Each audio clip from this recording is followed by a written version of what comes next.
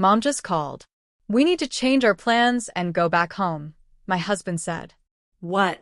Why are you saying this all of a sudden? I asked, confused. We were on our way to Hawaii for a family vacation. But as soon as we landed at the airport, he surprised me with his decision. My mom is my top priority.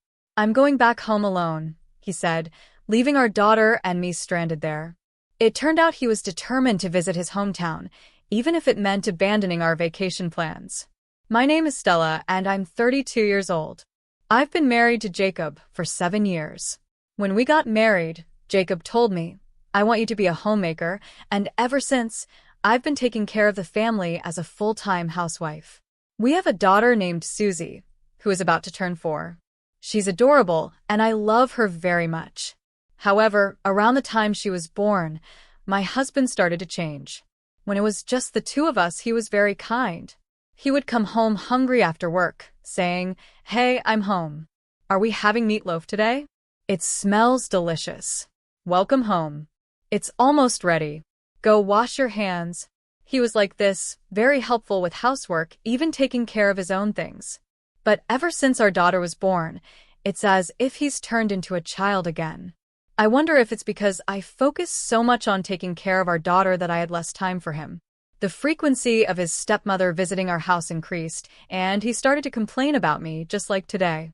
He would constantly complain to his stepmother, Hey, Stella, why isn't there any cake or anything when my mom is here? I would respond, You didn't tell me your mom was coming? He would say, Oh, then go buy some now. It's rude to my mom, right? Encouraged by my husband, his stepmother would also join in blaming me, saying, Yes, Stella, why can't you be more considerate? Jacob is so kind. I would apologize, saying, I'll go buy some right away. By the way, could you please avoid getting cakes from the convenience store? I can't handle anything that's not from a cake shop and costs at least $5. She replied, Exactly. Just the other day, she was eating cheap cream puffs from the supermarket. Holding back my frustration, I headed to the cake shop with my daughter. To make matters worse, my stepmother is overly attached to my husband, her only son. She spoils him, ignoring our situation, and keeps insisting that we visit home. Her demands for us to return home increase every day, and my husband becomes grumpy when I refuse. If I let him go with her, I can expect a lecture from my stepmother. She calls me and says, Stella, dear, why didn't you come today? Even when I apologize, saying, I'm sorry, it doesn't calm her down. Sorry isn't enough for her. She says, if you were going to apologize, you should have done it earlier. But my daughter-in-law prioritizes her daughter's plans over me? You're an inconsiderate daughter-in-law. Sorry, but we planned this a while ago. A wife must always accompany her husband. What the mother-in-law says is absolute. It's common sense, isn't it?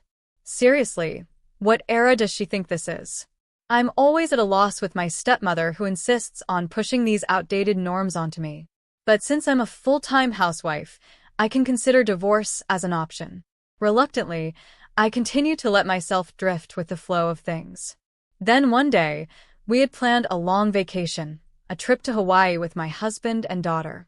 It was a family trip for 3 nights and 4 days that we had planned for a while. My daughter, who was taking a plane for the first time, was causing a ruckus as soon as she got into her seat. Mom, planes are amazing. They're like birds. Yes, they are. It's going to fly even higher now. Really amazing. I can't wait. However, despite being on a much-awaited vacation, my husband wouldn't take his eyes off his smartphone. I sneaked a peek at the screen and saw that he was in a chat with my stepmother.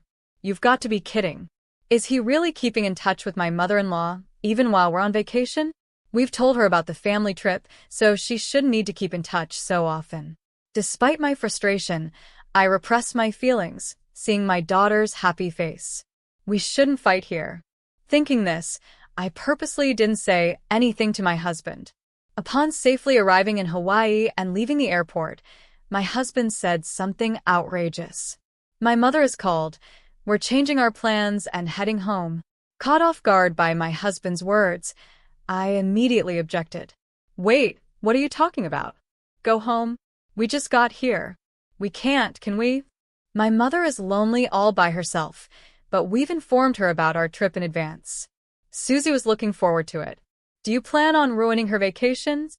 Your mother is being incredibly selfish, so you're bad-mouthing my parents now. Are you really my wife? My mother always says a wife must always accompany her husband. But why? Why do we have to be interrupted even on our long-awaited family trip? Under normal circumstances, I would have listened to my husband, and we would have turned right around to head back to my in-laws' place. However, I had a reason for not backing down this time. A friend from my student days, Marilyn, was running a restaurant with her husband, and we planned to visit it during this trip. My husband knew about this as well. Still, the fact that he was prioritizing my stepmother over this was unacceptable. This time, my husband will have to compromise. I, who was absolutely unwilling to back down this time, tried to persuade my husband again. Hey, we had planned to go to Marilyn's place later today, remember? I've already let them know we've arrived as planned. So what? We can just cancel, right?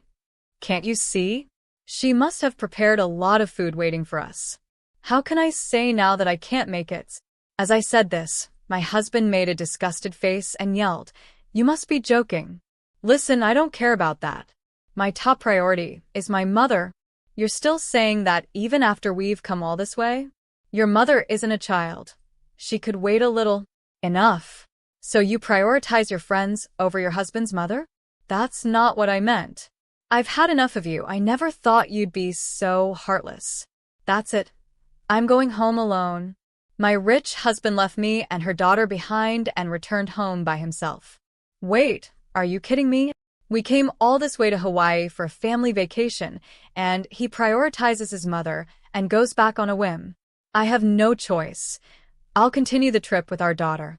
We later visited my friend's restaurant without my husband and stayed at the hotel we had booked.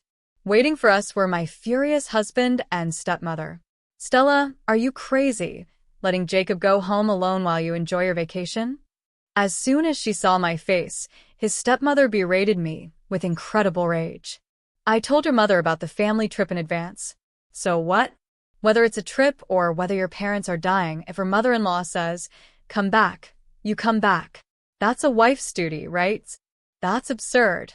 Upon hearing the exchange between me and his stepmother, my husband shouted, "Enough! I can't stand Stella's attitude any longer. I want a divorce." Divorce? I was surprised, my eyes wide open. Wait a minute. Suddenly talking about divorce? Shut up. You don't show enough respect to me and my mother. I'm done with you. You're joking, right? We have Susie. What is he saying? I'll live with my mother. You do whatever you want. Don't ever show up in front of me and my mother again. Saying that, my husband threw divorce papers at me. Started by the sudden situation, his stepmother stuck a nail in my side. That's right. Divorce him right now. A good-for-nothing wife like you doesn't deserve Jacob, and even your daughter, who looks just like you, isn't cute at all. Get out of here. But even you, mother-in-law. My parents have already entered a facility, and my childhood home has been sold. As a housewife, if I were kicked out of the mansion under my husband's name, I would have nowhere to go. But no matter how hard I tried to persuade him, my husband and his stepmother would not change their minds. As a result, I was forced to sign the divorce papers. After that, divorce was finalized, with the condition that he pays child support. Since the stepmother, who sold her own house, moved into her house, my daughter and I were kicked out of the mansion. Finally, no more troublemakers from today on. Mother and I can live comfortably together. When we left the mansion, we heard the deliberate voices of my husband and his stepmother. It's like a dream to be able to live with Jacob again. All right, next time, I'll find a more loyal and good wife. That's the spirit, Jacob. We need to find a well-behaved wife who will obey us this time. Let's not get stuck with a loser. I got it, Mom. I won't make that mistake again. After hearing the conversation, I felt a wave of anger rushing through my body. I'll no longer forgive you for saying such nonsense. I will definitely have my revenge someday. You better keep living carelessly here until then. I assumed they were loud enough to drown out their laughter and left the apartment. I had no destination in mind, but I vow to get back at them someday. I held my daughter's hand, and headed to the nearest family restaurant. While wondering what to do next, I got a call from my friend Marilyn. "Hello, Stella. Thanks for the other day." "Marilyn, I'm the one who should apologize." "No problem at all. How are your husband and your mother-in-law doing?" Listening to my friend's voice, I couldn't hold back anymore and confessed everything to her with a feeling of desperation. After hearing my story, Marilyn paused for a moment, then cheerfully said, "Why don't you come over to our place?" "Wait, your place? You mean your house in Hawaii?" "Yeah, we have a spare room, and we were thinking of hiring more staff since we've been busy lately. Could you stay with us?" "In Hawaii? Are you sure? I don't want to be a burden." "No worries, we have everything you need. Just come as you are." "Thank you, Marilyn. I really appreciate it." So, my daughter and I went back to Hawaii. Marilyn and her husband, who didn't have kids, took care of both me and my daughter. I started working at Marilyn's store and even got a cooking license.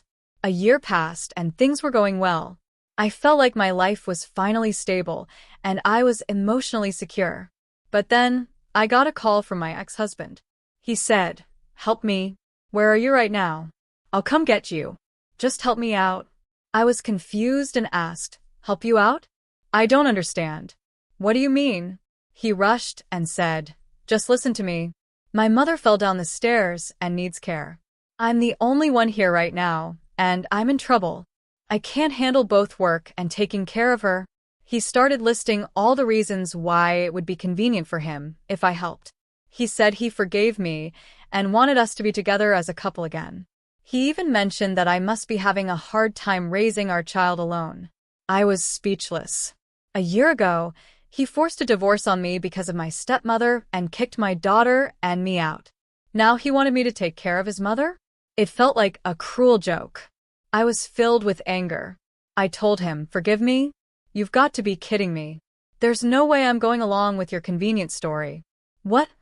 Are you going to abandon me and my mother, who've been through so much? Besides, we're divorced. You're not my family anymore. And your mother too." He tried to plead with me, saying I was the only one he could rely on. But I didn't care. It was his own doing. I couldn't forgive him for choosing his mother over his wife and daughter. I told him, "Don't contact me again. If you keep bothering me, I'll call the police." Then I hung up the phone. Despite constant calls and emails from him, I blocked them all. I was finally free from the curse of that family. Later on, my ex-husband, unable to take care of his selfish stepmother, quit his job and disappeared. She was passed around among relatives until she was finally placed in a facility.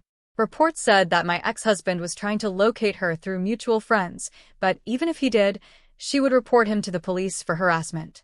As for me, my friend's restaurant was thriving, and they were opening a new branch where I was appointed as the manager.